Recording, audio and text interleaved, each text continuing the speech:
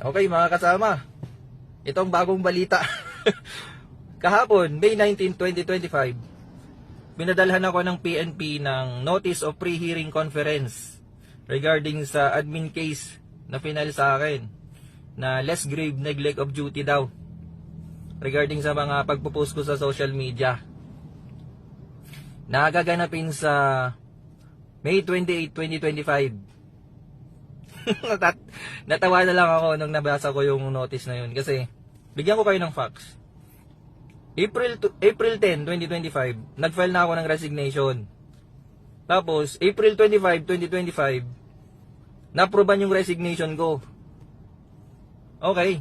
Tapos nung May 8, 2025,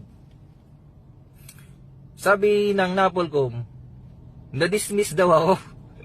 Dinismiss daw ako. So ibig sabihin may final judgment na sila sa mga admin case na kinasa sa akin. Sabi pa nila, meron daw akong penalty na disqualification or perpetual disqualification to hold any government position. So ibig sabihin, ipinataw na yung pinakamabigat na penalty para sa isang katulad ko na government employee, di ba? Tapos ngayon makaka-receive ako ng notice of pre-hearing conference. So ibig sabihin, gusto pa nilang mag-hearing kami. Anong ibig nilang sabihin? Pagkatapos nila akong bigyan ng penalty or pagkatapos nilang magbigay ng final judgment, sa kanila ako i-hearing. Di ba? Napaka-illogical isipin, mga kasama.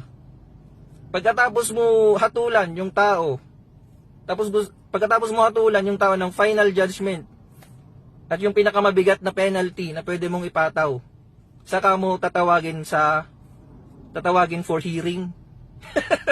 Ano pang i-hearing natin? Meron ng final judgment, meron ng final decision, meron ng final penalty na na-impose.